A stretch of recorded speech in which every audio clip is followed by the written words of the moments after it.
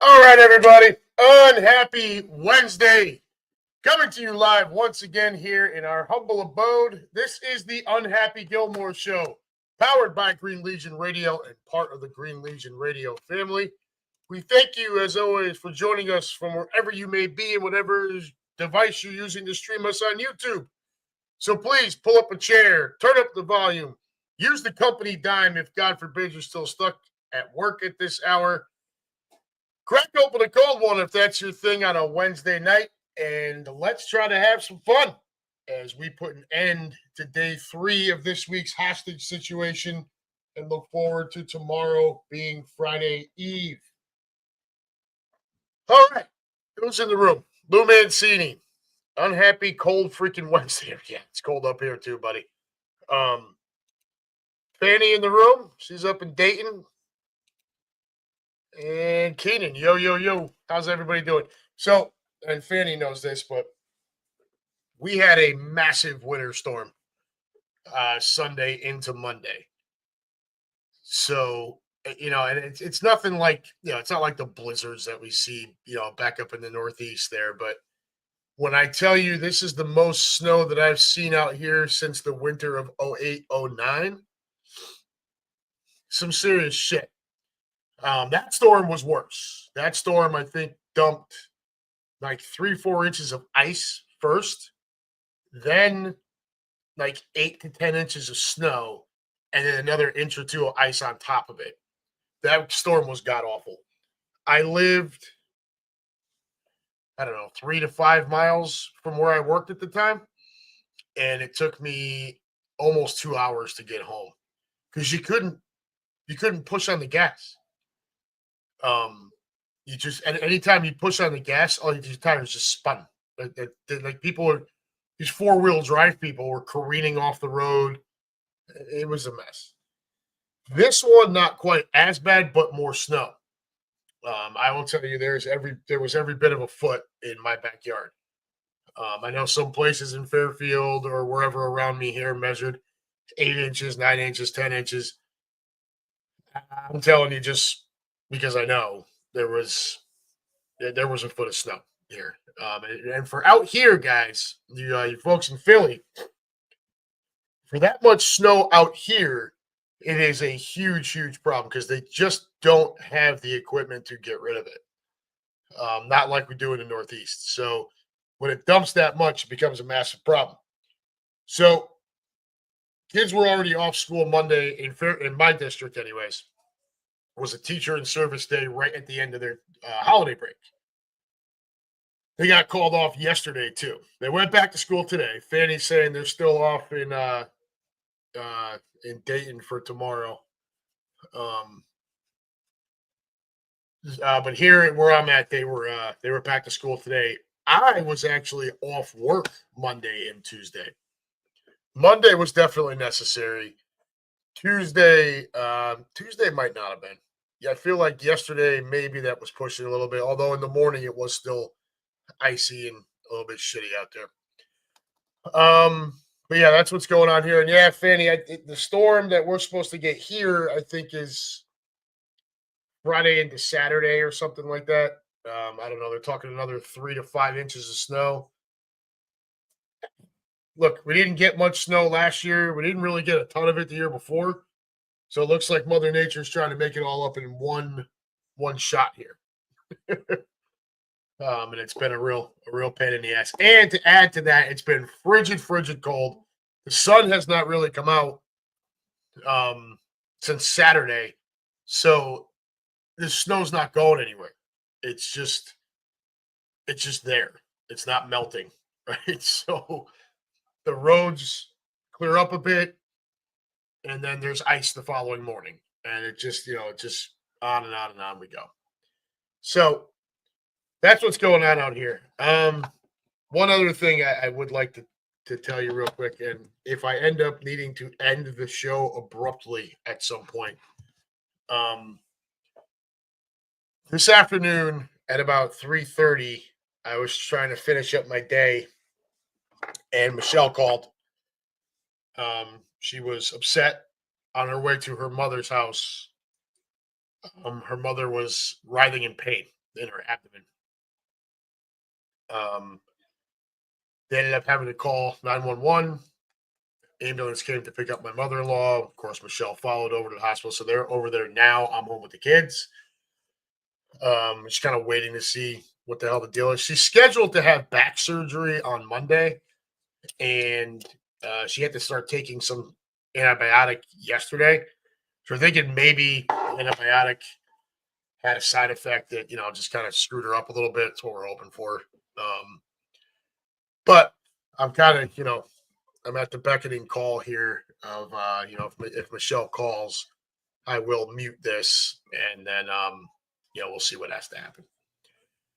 But yeah, that's what's going on there. So just keep your fingers crossed. All right, my mother-in-law is a very, very, very wonderful woman who cares for us very, very much. She's been unbelievably helpful over the years with the kids and with Michelle and I being able to go on vacations and stuff. Just it's sometimes you hear stories. And you see the movies and stuff where it's like monster-in-law and all of that kind of stuff. I got very fortunate with where I don't have that. My mother-in-law is a saint. So yeah, just fingers crossed and hope for the best. All right. So that's what's going on over here. What are you guys going on? Fanny, you're all over the place. Went to work in Xenia today, almost slid on black ice in oncoming traffic, and I fell. I left and came home. There was a girl in my office today. When she was walking in, she bit it in the parking lot. I would tell you the worst patch of concrete that I've driven on since the storm hit is actually the parking lot where I work. As pathetic as that is. The lot and the building are owned by Jeff Weiler. It's a huge, huge car dealer. It's the largest out here, or one of the largest out here, car dealership kind of conglomerates in the area. And they just never do a good job cleaning our lot. We had truck drivers sliding all over the place trying to drop off and deliver today. It was not fun. Not fun at all. David Califoot just messaged me. I don't know. I'll have to message him back. He's wanting me to call him when I get done here, when I have a chance. It's just not going to happen tonight with everything I've got going on. So, Dave, if you're watching, I'm not going to be able to do that tonight. I've got far too much. And on top of all that, we are wild busy at work to the point where I had to bring homework. So it's been fun. Thank you guys. Thank you.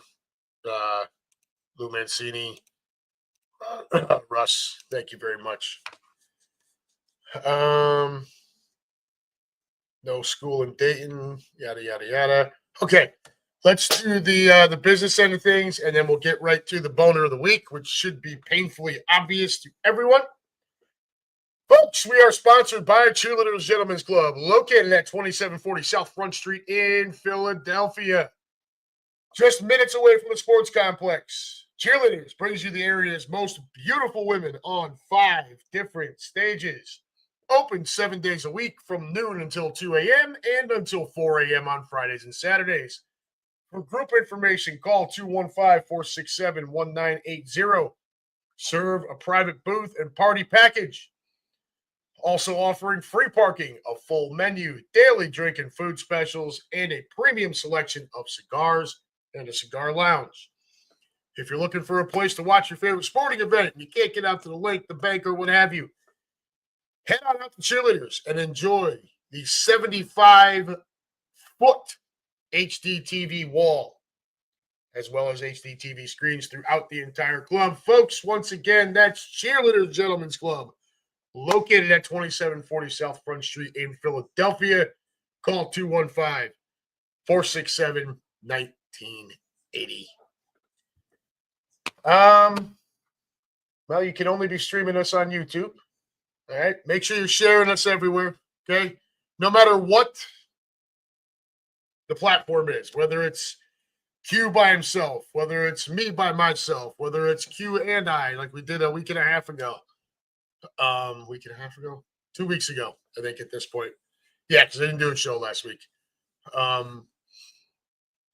Share it everywhere. I know you guys are always here. You're always in the room. And we love you. But when those links come up, make sure you're sharing that everywhere and telling everyone to subscribe. All right, we need all the help we can get. We want to flood the interwebs with the Green Legion and with Green Legion Radio. Let me message him back. Not going to happen right now, buddy. Mom-in-law in the hospital, and I have a mountain of work to do. All right.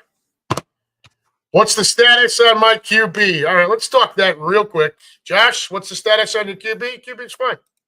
I don't know anybody would have guessed differently. When we saw Ian Book get cut yesterday, that should have been all anybody needed to know. Jalen Hurts is going to be fine. They practiced today. So here's the deal, folks. And I don't want to get too far into this because I want to get into this once we finish with the boner of the week. But here's the deal. When you are in concussion protocol and you're not practicing and your team isn't practicing, there's no way for you to clear it. Okay? So they had to get back on the practice field as a unit for him to be evaluated and all that happy shit, which happened today. And we are all systems go for Jalen Hurts. All right? Now, if you want to be concerned about some rust, I understand. But as far as the concussion and everything, he's good to go. We are fine, which was expected at this point. Had he not, so there was cause for concern had we gone in practice today and all of a sudden he's still listed in concussion protocol. Then you've got cause for concern, but that's not what happened. We are good to go. And really at this point, everyone should be as healthy as they can be at this point in the season. We were very fortunate to get have that last week of the year to kind of rest everybody. Gotcha, Josh. Okay. Didn't realize. All right. Yeah. They cut Ian Book yesterday, even before, the official word from practice came today. So there was already the kind of the knowledge there. Okay, look, if they're getting rid of a quarterback, that means it was the same thing when he got dinged up. And there was all this hope that he was going to be back the following week. And then all of a sudden they had to go sign Ian Book. That signing told you Jalen wasn't going to be back for the Dallas game. And now it's just the other way around, right? Ian Book being cut told you that Jalen was going to be back for the playoff game. And that's where we're at. We'll get into the rest of it in just a few minutes. But your boner of the week stuff. Yes, so what is it over here? Lou Mancini says boner of the week has to be Jerry Jones for denying the Bears to interview McCarthy. No. Nope. I think that's excellent, to be honest with you. Russ Taylor says boner of the week, Jerry Jones for being the tool that he is, or maybe Joy Taylor, no relation, for giving boners. And Russ Taylor with the latter half of your statement. Sir, you are correct. It doesn't just include Joy Taylor, though. We had Skip Bayless in there, too, right? Everyone's favorite douchebag. So here, let's get into it. These three talking heads worked at Fox Sports and have something to say about Skip Bayless, Joy Taylor lawsuit. That's not really what I was looking for. Here we go. Skip Bayless offered former Fox Sports hairstylist $1.5 million for sex.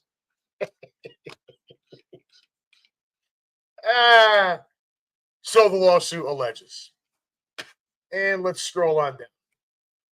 Longtime television sports firebrand Skip Bayless is accused of making repeated, unwanted sexual advances and offering $1.5 million to have sex with a former Fox Sports hairstylist, according to a lawsuit filed by the woman.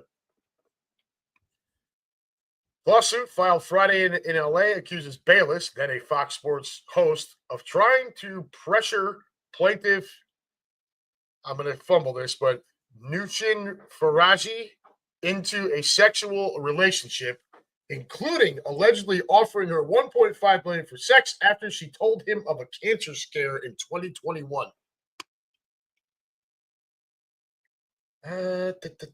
We take these allegations seriously, yada, yada, yada. That's Fox Sports saying that. An attorney for Bayless did not immediately respond to an email and text message seeking comment on Monday. The lawsuit also names popular host Joy Taylor, accusing her of telling the plaintiff to get over it when Fox Sports 1 executive Charlie Dixon allegedly groped her at a party. Taylor and Dixon did not immediately respond for requests for comment on Monday. The suit alleges that Faraji, who it says worked both on a part-time and full-time basis at Fox starting in 2012 until her firing in 2024, began working with Bayless in late 2016 while he was co-hosting the show Undisputed after he requested she do his hair. Taylor was the moderator on the show. Soon after requesting haircuts, Bayless began initiating unwanted touching in the form of lingering hugs, in which he would put his body against Faraji and press against her breasts, according to the suit. That turned into kisses on the cheeks and inappropriate comments, including calling her voluptuous. And now we quote from the lawsuit, Mr. Bayless then started being more aggressive and direct in his advances. Ms. Faraji continuously declined, stating that she did not date at work as she is a single mom and needed her job. After discussing the issue with a coworker, both decided it would be detrimental to report the situation since Fox protected powerful men, according to the lawsuit. Instead, the suit states, Faraji decided to be kind towards Bayless or risk losing her job. Quote, again, as a single mother who relied on her job to support her son, Ms. Faraji felt that she had no choice. Ooh. Let's see here. Where is the Joy Taylor stuff? So that's what we know about Skip Bayless. So no shock, right? He is an old white pervert. Does this shock anyone? Not really.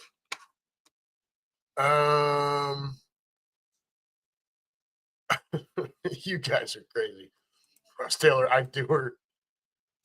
Keenan Harmon, we love Jerry Jones and Eagles coach. Absolutely. We hope he lives forever. Mancini says he might do Skip Bayless for $1.5 million. Russ Taylor, that's a lot for. Yes, it is. Califoot, what's up from Orlando? Thanks for help today, Fanny.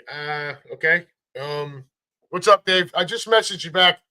I don't know if you caught the beginning of the show. I am not going to be able to call you tonight, buddy. There's just far too much personal shit going on here, dude. Tell your son to stop being a creep behind you. He can't help it. He's just a creep. I want the Joy Taylor end of this. Where is it? Where is the Joy Taylor part of this? Because there's some. Here we go. What to know about Skip Bayless, Joy Taylor workplace misconduct allegations. Rehearsal with this Skip Bayless, Joy Taylor. Taylor, a Fox Sports host, is accused of insulting Faraji on a personal, professional level and telling her to get over it when the hairstylist reported alleged sexual harassment by Fox Sports executive Charlie Dixon.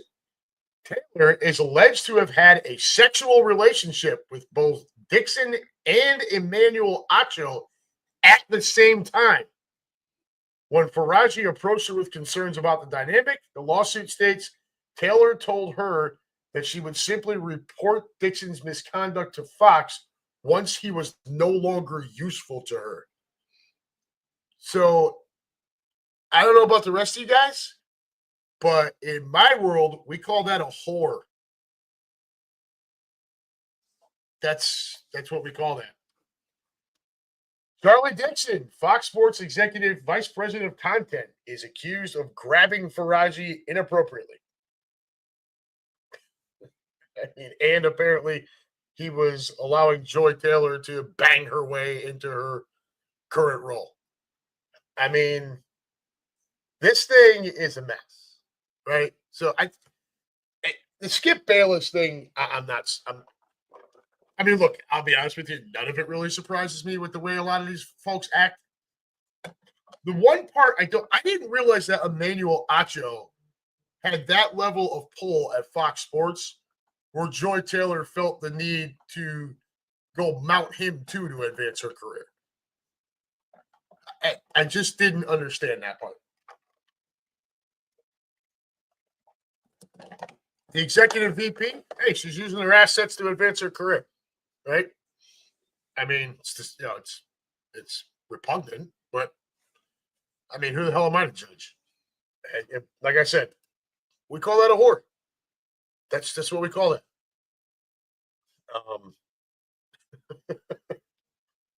So all in all, this is Fox Sports is basically your boner of the week, right?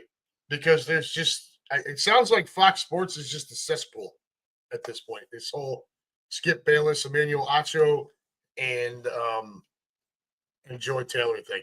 Now, look, I understand Green Legion Radio. We do our thing on Fox, so I don't want to get too crazy here, but dude, like again, can someone understand? Does anyone else feel like well, not a complaint against him. On-air host Emmanuel Acho is accused of having a sexual relationship with colleague Joy Taylor in 2020. So is anyone else a little baffled by that? Were they just dating? Or because some of the implication here is that she was also using Acho to advance her career. And I just didn't see Emmanuel Acho as a guy in that kind of position. Am I alone here? I don't know. It certainly wasn't because he was a big famous former NFL player. Yeah, he made the league, which is more than any one of us can say. But I mean, he was there for about a cup of coffee, and then I don't know. Russ Taylor says, "Where is Jason Taylor in all this?" I don't know. I would imagine he's probably being quiet. Russ, shout out to the people in LA. They're going through it. Whose name you don't see in here is Colin Cowherd, and Joy Taylor was his kind of, would give the updates like his producer and stuff for a few years. And you don't see anything about Colin Cowherd in here. Cowherd, sometimes I really enjoy listening to him, and sometimes he just annoys the ever-loving piss right out of me. I don't ever really know how to take him. So, but good for him for what it looks like avoiding all this while your Skip Bayless is. I mean, that's just gross, dude. Hey, I mean, look at the guy. Figures, Cowboy fan, right? Big shock. All right, so there's your boner of the week. Is this cesspool? This Joy Taylor, Skip Bayless, Emmanuel Acho, Charlie Dixon, hairstylist thing. Yikes. What a mess. Russ Taylor says, Jason Taylor is sitting there like, my gosh, my sister's a whore. Oh, Lord. All right. Let's get off that giggity. All right, kids. So what do we got this weekend? It is wild card weekend. Let's just get on to it here because I don't know how much longer I'm going to be able to stay on here. So wild card weekend. We've got obviously our game at home. We're the 2 seed against the number 7 seed Green Bay Packers. You've got what is the other one? You have the 6 seed Washington at the 3 seed Tampa Bay. and then the 5 seed Minnesota at the 4 seed Rams. Mancini, what do you got? I picked Jerry because he should fire McCarthy. No! Keep McCarthy. Are you crazy? We want Jerry Jones to live forever. And we want him to sign Dak to a lifetime contract and McCarthy to a lifetime contract. Right? And we hope he brings back Zeke next year, too. All right. So your wild card, obviously, the bye week goes to Detroit. And let's not. If there was a team in the NFC that needed a bye week, it was the Detroit Lions. I mean, they have been absolutely decimated with injuries. They are going to get. It sounds like they're going to get Montgomery back after this week, which is will obviously help their offense to get their fire and ice tandem in the backfield back with him and Jahmyr Gibbs. But it's their defense that's really been the part that's been hurting. All right. But we'll worry about Detroit down the road or talk about their matchup next week. For this week, I mean, look, you got Minnesota at the Rams. I understand Minnesota's had a big year. Okay. I understand that Sam Darnold is probably the comeback player of the year. But did anybody see him in that game against Detroit? Did you watch that game with the number 1 seed on the line against a really good Detroit team on the road? This kid, he is still not the guy. Look, he's had a nice season. A lot of these professional quarterbacks can have a very nice season when they're throwing the ball to Justin Jefferson, who, by the way, still best wide receiver in football. Addison, who is emerging into a fantastic number 2. TJ Hawkinson, who is an excellent pass-catching tight end. Aaron Jones out of the backfield. This is far and away the most talented roster Sam Darnold has ever been a part of. Okay? And he responded. All right? I'm not going to bury the guy too much here. Look, he completed 66% of his passes for 4,319 yards. He threw 35 touchdowns. He also tossed 12 interceptions, which is a little high.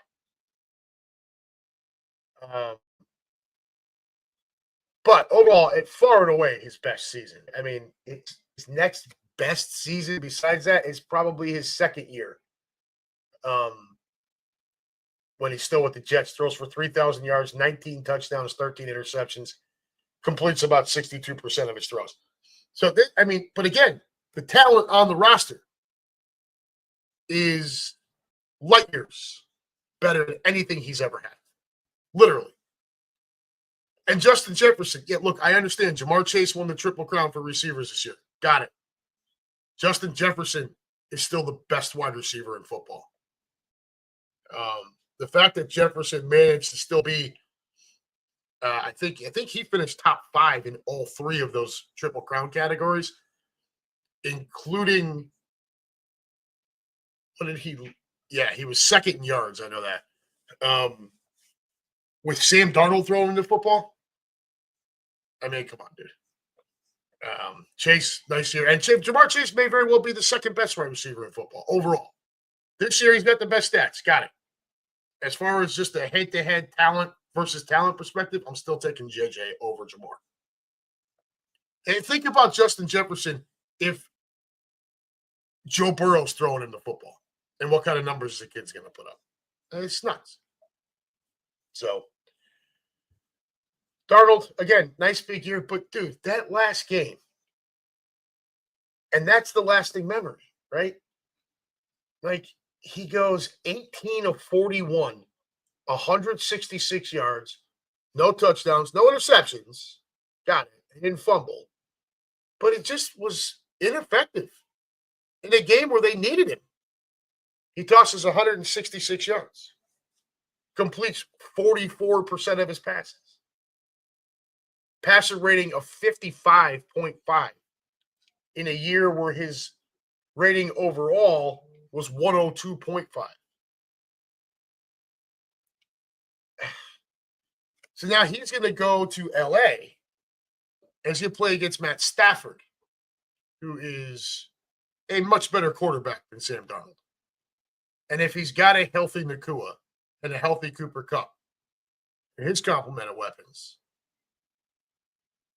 is anybody really going to be all that shocked if Minnesota gets bounced by the Rams? I won't be. I won't be shocked at all. Look, I'm not trying to say Minnesota's going to go out there and face some big hostile crowd. Anyone who was with us this year out in LA when we played the Rams, you know they don't have the biggest presence out there, right? We were able to completely take that stadium over. Fact still remains it's on the road. The fact still remains it's on the road against a good team. The fact still remains it's on the road against a good team in a big game because it's the playoffs, right? It's win or go home. I don't have the faith in Sam Darnold to perform in those atmospheres. Now, he could also struggle and they could still win the game because I'm pretty sure where are we at here? Yeah. So the Vikings only gave up 19.5 points per game on the season. They were one of the better defenses in football as well. Josh, what do you got? Ah, shit. Sam Darnold last game showed a lot of how he does under pressure for big games. Exactly. And that's what I'm saying. So now here we are, playoffs. Obviously, every game is huge. On the road against a good team. I'm gonna need to see it first before I'll start believing. Sorry. Califoot. Eagles ain't winning Sunday. I'll bet anyone. What is your problem, dude? Why are you like the most negative person? Like, you guys remember to start the year, Califoot was out here. Eagles are only going to win 4 or 5 games. 14-3 for the second time in three seasons. It gets a little difficult to take seriously, dude. Like, I don't know why you won't buy in. I don't know. Maybe it's a reverse psychology thing. I don't know why you won't buy in, but you're on your own with that, buddy. And nobody's gambling with you on it. Yeah, Darnold. What do you got, Fanny? Darnold. His season is just an anomaly. He's back to normal now. Well, look, so who'd they beat? You know, they beat the Giants. They beat the Niners. They beat a Houston team that ended up struggling. They did win both games against Green Bay. They beat the Jets, who stink. They lost both times against Detroit, though the first time around, 31-29 was a much different contest. They lost to the Rams earlier this year. They beat Indy, who stinks. They beat Jacksonville, who stinks. They beat Tennessee, who stinks. They went to overtime to beat Chicago, who stinks. They beat Arizona, who's They beat Chicago again, who stinks. And they beat Seattle, who was a fledgling kind of, was on the cusp of a playoff thing. I am not a believer in Darnold until he actually shows it. He's got the weapons. There's really no excuse. But until I see it in a big game against a tough opponent, I'm not going to believe it. Now, if he goes out and performs well and they win, then I'll start believing he might be a problem. If they go win, but he still stinks, I'm still not a believer. I am not going to be at all surprised. So at this point, I pick against Minnesota. I don't know what that line is. Let me see here. Unless you've got it somewhere close by. I'm just going to go to CBS and see what it says right now. Right now, that is what? Is it the Monday game? Yeah. Right now, it's Rams by 1. So it's a pick'em game. Right? It's a pick'em game. I would take the Rams. I would take the Rams and I don't want points. Just give me the Rams straight up. And if Darnold comes out and lights them up, then so be it. But I just don't have faith in him at all. And that game this past Sunday did nothing but solidify my mentality that he has been playing way over his skis this year. So that's my thoughts on that one. Sounds like a lot of you guys are kind of thinking the same way. Darnold gonna Darnold eventually, right? We don't have the faith in him in the playoffs. So if you were picking, are you Rams or are you Vikings? I would take the Rams. They're home. Darnold versus Stafford. Can Minnesota's defense win the game for them? Sure, they could. But I'll take my chances with Stafford before I'll take my chances with Darnold at this point. Next one up. Next one up for the NFC side. Washington and Tampa. This one's interesting. I think both of these teams could be dangerous. I think Tampa got hot at the right. They got healthy and playing better football at the right time. They are home. They are tough at home. Baker Mayfield is tough. Mayfield. You could make some complaints about Mayfield, somewhat in the same way as Darnold, except for the fact that Mayfield's a tough guy. And while he did lead the league in interceptions this season, he also faced a roster that was beat up with injuries. Mike Evans went on IR. Chris Godwin's been gone for the whole year. So he ends up forcing the ball. Still led the league in interceptions with 16. All right. And Baker will make those mistakes. He will. But he also completed 71.4% of his passes, threw for 4,500 yards and 41 touchdowns. If Baker can sling it, man, Baker's the real deal. All right. I look, I understand Washington. I understand what the kid Jaden Daniels has done. I think they're way ahead of schedule. What makes Washington probably a little bit more dangerous is that they are kind of playing with house money. They were never supposed to be in this position right now. But going to Tampa in the playoffs, we know it better than pretty much any team in the league. Going to Tampa in the playoffs is unfucking pleasant. It's just no good way to put it. It's just a really, really unpleasant experience. They're very tough at home. And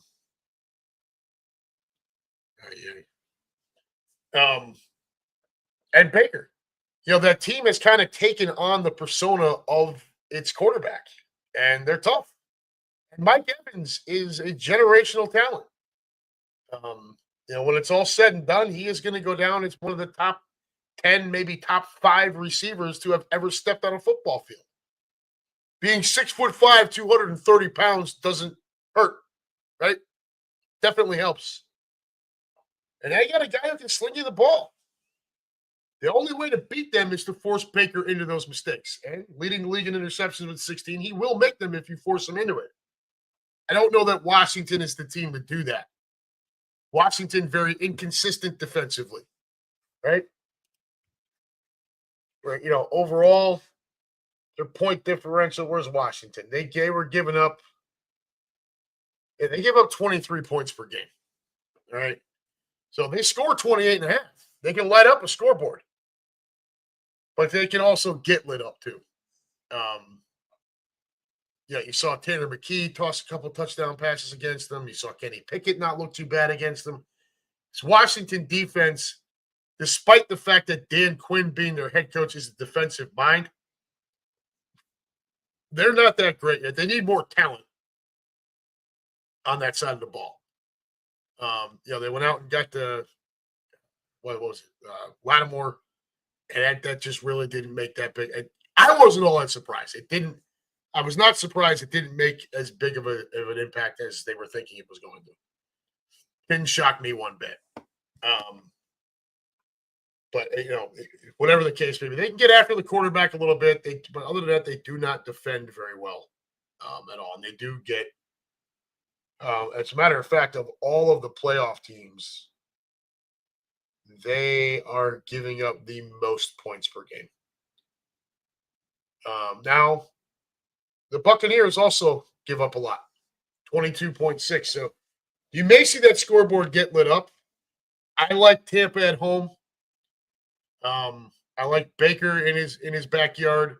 He's arrogant. Um, he's he's confident. He's antagonistic, and at home he is going to bring it, man. Um, I'm not saying Jaden Daniels won't, but when you look at it at a head to head like that, and what is the line on that one? Tampa giving 3, so they're basically telling you that's a pick'em game too. So it's in Tampa, and you got Tampa giving 3. And what's the rule? 3 points for the home team, right? So they're calling it a pick'em game. I would take Tampa straight up. I like Baker. I like Baker at home. I do like the Buccaneers overall a bit more at home than I do Washington on the road with the rookie quarterback. I think Josh touched on that there. Yeah. Josh, is going to be Daniel's lack of experience that loses that game. What else did you have here? I think Tampa has it hands down the way Mayfield has been performing, and Tampa's defense has been doing good. Yeah, they've been better down the stretch. So they do give up 22.5 a game, but the whole team has played better down the stretch since they've gotten healthier anyways, right? Especially since Evans came back. That obviously changes a bunch. So I like both the home teams there. And then you got our game. 4:30 on Saturday. Or Sunday, I'm sorry.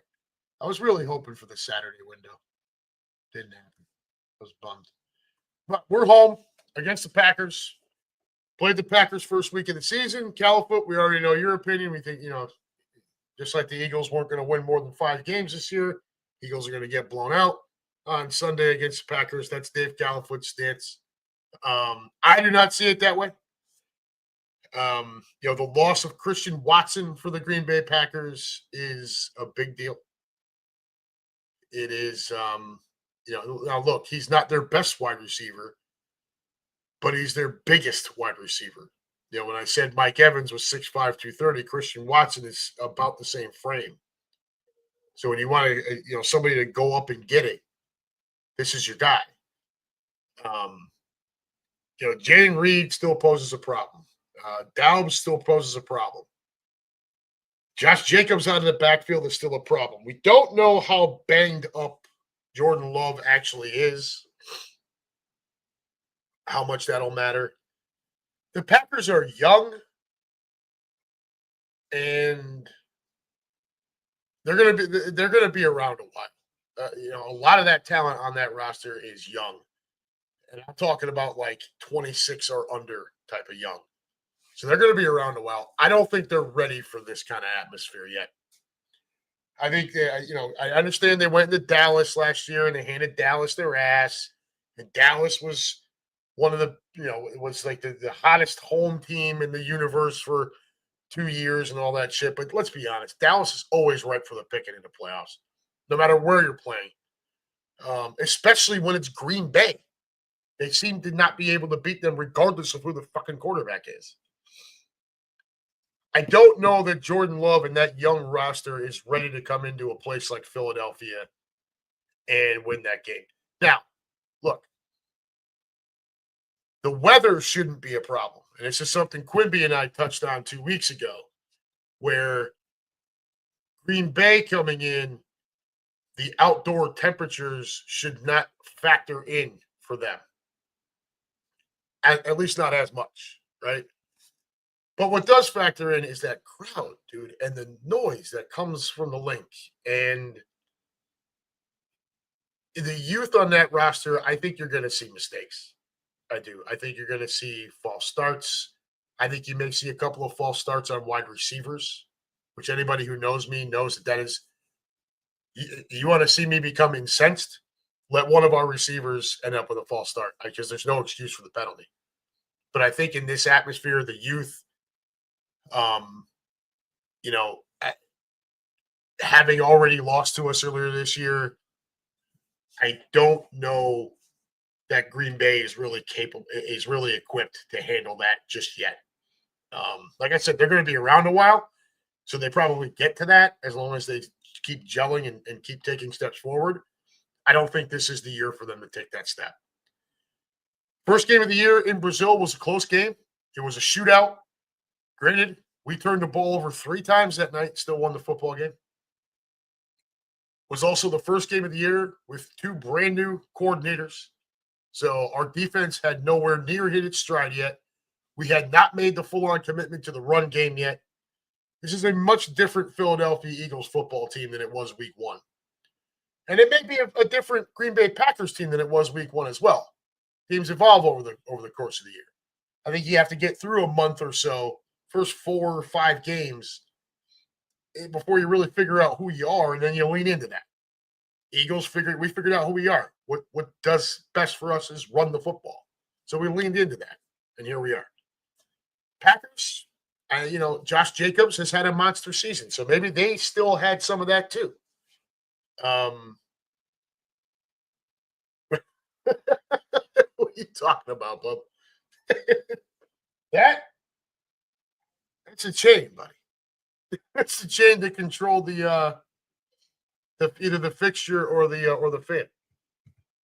The light switch is on the wall back behind me. Yeah. So, look, overall, I don't think Rush is such an ass. I can see it. The thing, I'm like, what the hell are you talking about? That thing? They've got us by 4.5, which is basically a pick 'em game as well. It's 3 for the home team, so 1.5. Maybe they're figuring field goal. And to be honest with you guys, I think we win this one, and we win it by at least a touchdown. It wouldn't surprise me if we take this by double digits. I just don't think the Packers are ready for that atmosphere. Now, they scored 27.1 points per game and gave up 19.9. We scored 27.2 per game and gave up 17.8. So 2 points better per game throughout the course of the year. We averaged winning by 10 points. They averaged winning by 8. Doesn't sound like much until, you extrapolate that over the course of a season.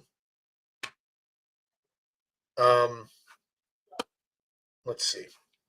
Where is my defense? Defensively, as far as yardage goes, team defense, we were second in the NFL in team defense. 3,266 total yards given up, right? That's against the pass. Second in pass defense. Yeah. And where were we against the rush? Second in pass defense. And 1, 2, 3, 4, 5, 6, 7, 8, 9, 10th against the run. To their credit, the Packers were 7th against the run, and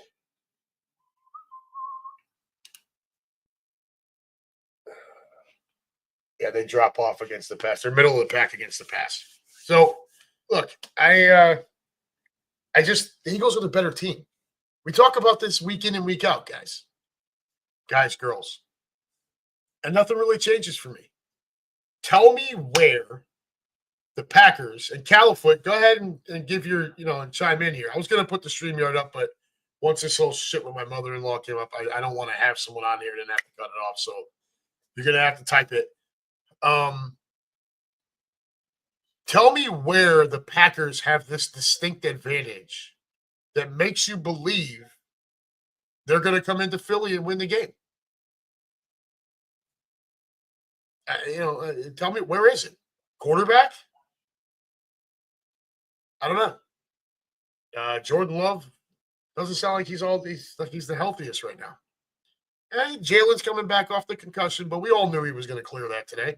We're waiting for them to have a practice for protocol to actually be cleared. That was the holdup. All right. Wide receiver? No. Sorry. AJ and Smitty over Reed and Dobbs. Tight end, Goddard's back. That's a win. Offensive line, don't even get me started. Running back, Jacobs is really good. And nobody Saquon Barkley. Defensively, we're better across the board. I just don't know where anyone thinks. And California, it's not just you. I've seen other people say. There's some people that think that the Packers are going to walk into Philadelphia and decimate us on Sunday. I'd be shocked if that happened. If that happens, then we have to have another Nick Sirianni conversation. But I'm not talking about that right now. I've heard that shit on and off for the last couple of days. How if we lose this game in any way, shape, or form, they have to fire Nick. I don't want to hear it. I'm not entertaining any of that shit right now. We're not going to lose this game. Right? I would say I take the Birds and I take them by. I would lay the points. Right? Where it's Eagles by 4.5. I would take the Birds and lay the points. Yeah. Thank you, Josh. Leave Nick alone. And they can't. They just can't. Like, enough. Don't want to hear any of this shit right now.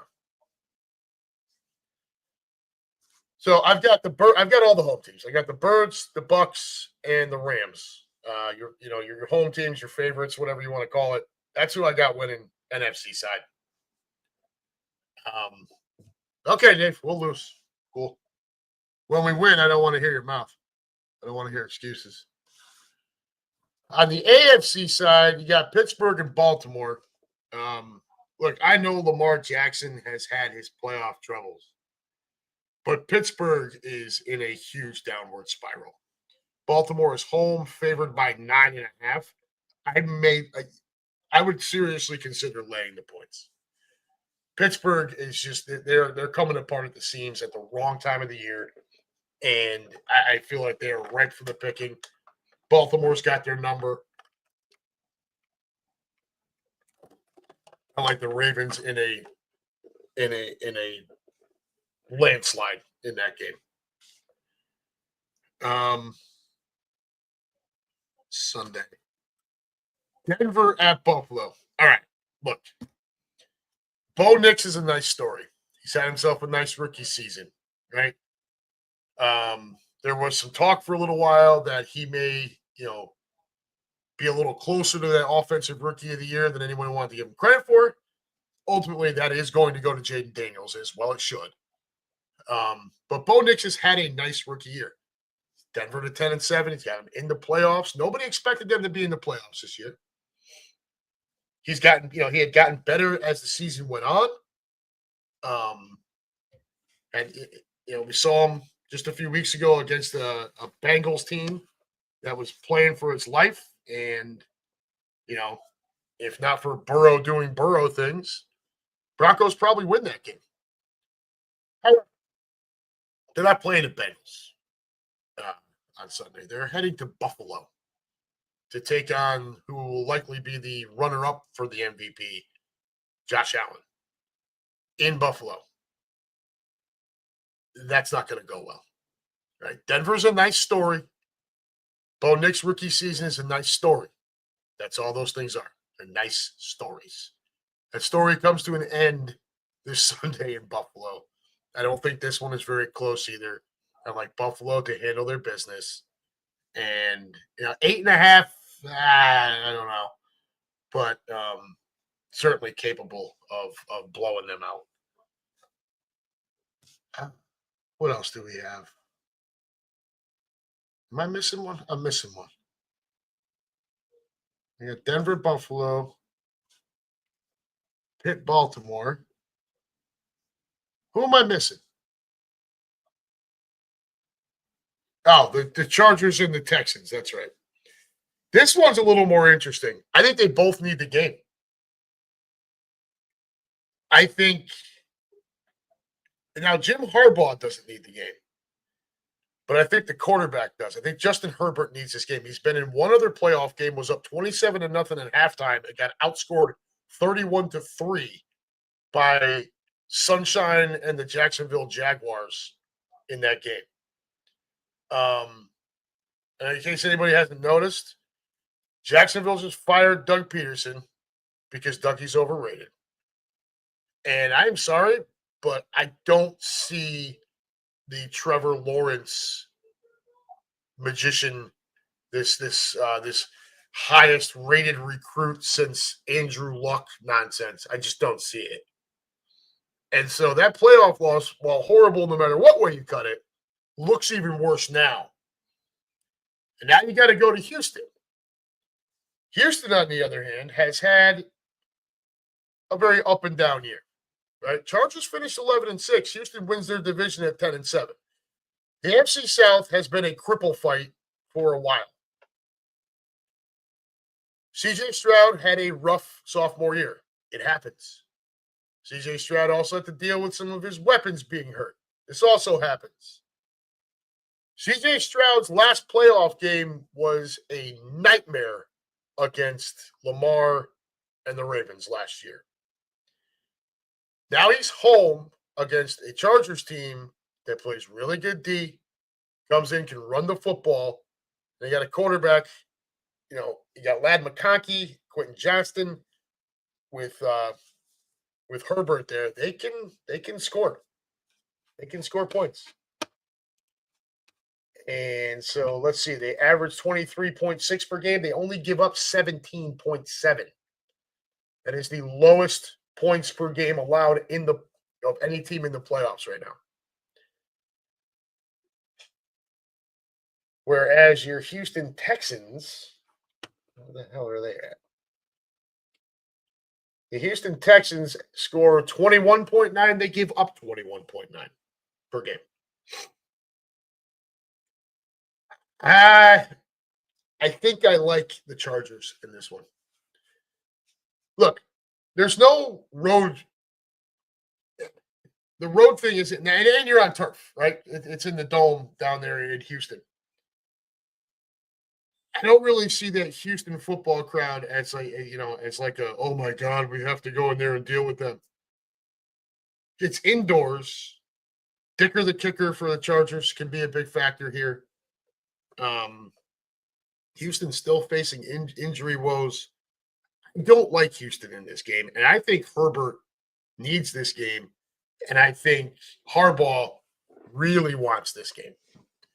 So I would take the Chargers in this one, even on the road. It says Houston +3, so I guess we'd be taking another favorite here, but this is a road favorite, so I like the Chargers in that one as well. Let's see. Blue Mancini. Sunshine peaked playing for the Titans, remember, right? Pitt's hand was shown by the Bengals. Yeah, I think the Steelers are cooked. I think they're absolutely cooked. They had like a 4-week hot stretch there where Russ looked great, and they have completely fallen off the map. All right, kids, I got messages coming from my wife here, so I need to follow up with this and get back to my family and the work a little bit. But I do appreciate you coming here tonight and letting me rant to you for a while. Califoot, I don't know why you hate our Eagles so much. I'm hoping it's just a reverse psychology thing. I will not have the opportunity to call you tonight. I have my mother-in-law and all kinds of shit going on. So it's just not going to happen. You can message me if you like. I'll get back to you as soon as I can. But, I don't have the availability to get on the phone. All right. I think that's all I got for this week, guys. I'm not going to do a song for the outro. What I will tell you is thank you all for being here. Go Irish, huh, Califoot? Nice. Georgia lost, huh? Shame. Thank you, everyone, for coming in and spending some time with me. Dave, Lou, who have I got here? Josh, Russ, Keenan, Fanny. I don't think I missed anybody else. The usual suspects, as I like to call you guys. I appreciate you all being here. Come on back again next week. We'll talk what the weekend that was. We'll see if Califoot was right or Califoot was wrong. We'll see if I was right or wrong. I have the Chargers, the Bills, the Ravens, the Eagles, the Rams, and the Buccaneers. That's who I've got. There now it's all in one shot, and it's been written. It's been recorded. Thank you, Keenan. I appreciate it, buddy. But yeah, come on back again next week. We'll have a little bit more fun. Gonna try to get to the back porch next week and do the show there. Okay. Hopefully we can either get Mike or someone else to come on and shoot the shit with us for that hour and talk more playoff football. If the Birds aren't in it anymore, it's going to be a little bit of a difficult sell. I may end up right back here again, but we'll see what happens. I'm pretty confident. I feel good about this weekend. I like the fact that we had the built-in playoff week, the built-in bye week there. I didn't have to do anything this past weekend. It still won the game.